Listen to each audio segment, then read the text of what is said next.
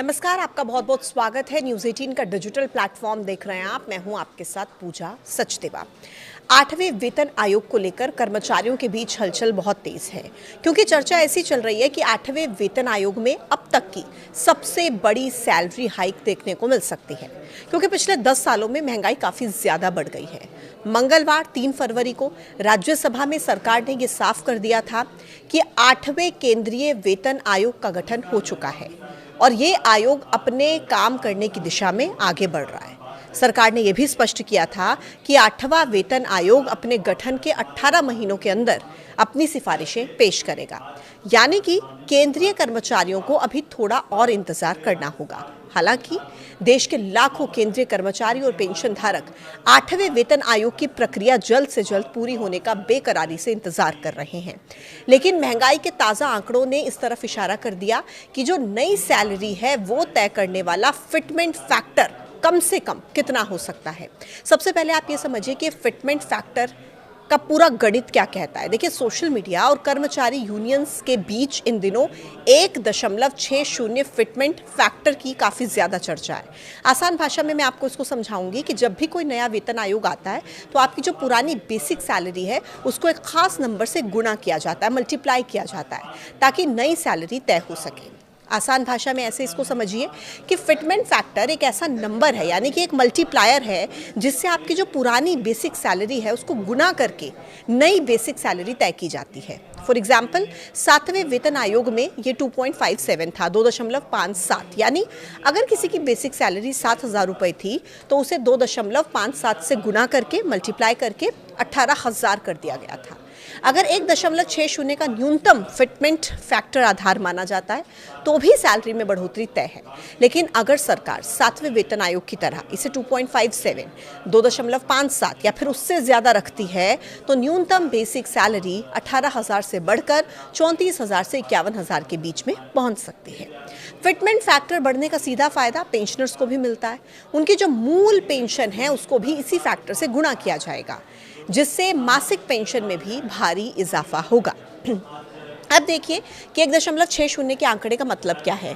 देखिए, भले ही आंकड़ों के हिसाब से 1.60 का आधार यानी कि बेस बन गया हो, लेकिन असलियत में फिटमेंट फैक्टर इससे काफ़ी ऊपर जा सकता है और इसके पीछे 2 बड़े कारण हैं। पहला कारण कोरोना काल 2020-21 के दौरान सरकार ने 18 महीने का डीए फ्रीज कर दिया था, जो कर्मचारियों को कभी वापस नहीं मिला। अगर वो पैसा इसमें जोड़ा जाए तो डीए आज 60% से कहीं ज़्यादा होता। दूसरा कारण, वेतन आयोग की सिफारिशें लागू होने में समय लगता है। जनवरी 2026 से 8वां वेतन आयोग भले ही माना जा रहा है, लेकिन इसको पूरी तरह से लागू होने में करीब 2 साल का समय लग सकता है।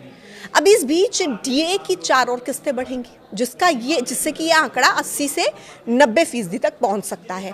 अब ऐसी स्थिति में जो फिटमेंट फैक्टर है वो 1.9 यानी कि 1.9 या फिर 2 के करीब पहुंच सकता है। हालांकि कर्मचारी यूनियन इसकी मांग 2.86 से 3.25 तक कर रहे हैं, ताकि सैलरी में सम्मानजनक बढ़ोतरी हो सके। अब आप ये देखिए कि डीए में कितने % बढ़ोतरी हो सकती है। दिसंबर 2025 के महंगाई आंकड़ों CPI-IW के हिसाब से जनवरी 2026 से महंगाई भत्ते यानी कि डीए में 2% की बढ़ोतरी पक्की हो गई। इसके साथ ही अब कुल डीए 60% पहुंच जाएगा। अब नियम के हिसाब से अगर आपकी बेसिक सैलरी 100 रुपये है और उस पर 60 रुपये महंगाई भत्ता आपको मिल रहा है, तो आपकी कुल वैल्यू कितनी हो गई? 160 हो जाती है। और यही वजह है कि जानकार कह रहे हैं कि 8वें वेतन आयोग का फिटमेंट फैक्टर 1.60 से कम हो तो हो ही नहीं सकता, क्योंकि ये महंगाई के हिसाब से आपका हक बन चुका है। अगर हम पुराने रिकॉर्ड्स भी देखें तो हर बार कर्मचारियों को मोटा फायदा मिलता है। 60वें वेतन आयोग में फिटमेंट फैक्टर 1.92 1.92 था, जिससे न्यूनतम सैलरी 7,440 रुपये हुई। फिर 7वें वेतन आयोग में इसको बढ़ाकर 2.57 कर दिया गया, जिससे न्यूनतम बेसिक सैलरी सीधे 18,000 रुपये पहुंच गई।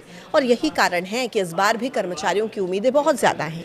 हालांकि फिटमेंट फैक्टर कितना होगा इसका आखिरी फैसला सरकार अपनी आर्थिक स्थिति, कर्मचारियों की मांग को देखकर लेगी।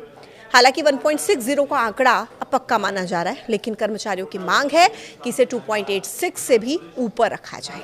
फिलहाल ये फैसला सरकार के हाथ में है और मार्च 2026 तक कैबिनेट की बैठक में इस पर कोई बड़ा अपडेट आने की संभावना भी है। कुल मिलाकर हाल ही के महंगाई भत्ते यानी कि डीए से जुड़े आंकड़ों ने फिटमेंट फैक्टर को लेकर एक बेस लेवल अनुमान तय करने में मदद की है। हालांकि सरकार ने अब तक ना तो 8वें वेतन आयोग के लागू होने की कोई तारीख का जिक्र किया, ना कोई ऐलान किया और ना ही इसकी शर्तों को लेकर कोई भी आधिकारिक तौर पर घोषणा सरकार की तरफ से की गई। इसके बावजूद महंगाई के ताज़ा डेटा के आधार पर संकेत ये मिल रहे हैं कि न्यूनतम फिटमेंट फैक्टर 1.60 हो सकता है। इसको लेकर आपकी क्या है राय, कमेंट बॉक्स में ज़रूर बताइएगा।